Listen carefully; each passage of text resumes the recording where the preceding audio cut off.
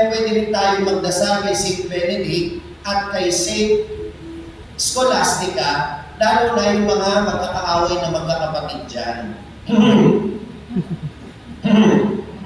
Awayan dahil sa pera, dahil sa lupa, dahil sa mga taga-baliwag, yun ang away, pera, lupa, no?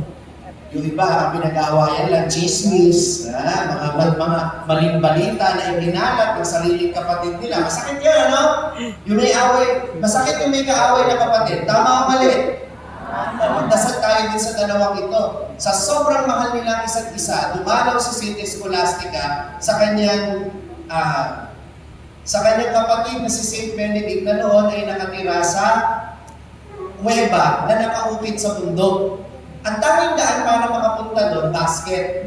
Basket mula sa ibaba ng bundok na hinihila hanggang sa makaakyat siya doon. Walang kalsada, walang hagdan. Kaya napakahirap mong pumunta doon. Kaya iniisip ni St. Scholastica, baka ito na ang huling pagkakataon na makikita ko ang aking kuya.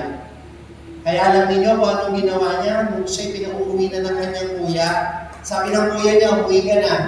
Sabi ni St. Scholastica, gusto mo pang magstay dito. Dinadasal ko sa Panginoon na sana magpadala siya ng ulan para hindi ako makauwi. At dahil siya'y malakas sa Panginoon, ang kanyang panalangin, awa ng Diyos. Ano nangyari? Umulan. Bumagyo. At 3 araw na nanatili sa St. Scholastica sa kuweba ni St. Benedict. Kayo, komportable ba kayo kasama ang mga kapatid ninyo? Ay. Kailan kayo hindi naging komportable na kasama ang mga kapamilya ninyo? Kung nagagawa ninyo magpirmi sa simbahan, sana'y dumating ang panahon na maging komportable din kayong magpirmi sa inyong tahanan. Dahil sa pamamagitan ng mahal na Birhen ng Lourdes, ay natulungan kayo na mapakilom ang mga sugat ng inyong ugnayan.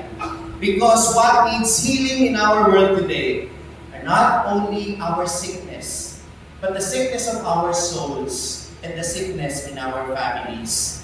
Pag iluminawa ng mahal na Birhen ng Lourdes ang mga sugat ng inyong pamilya.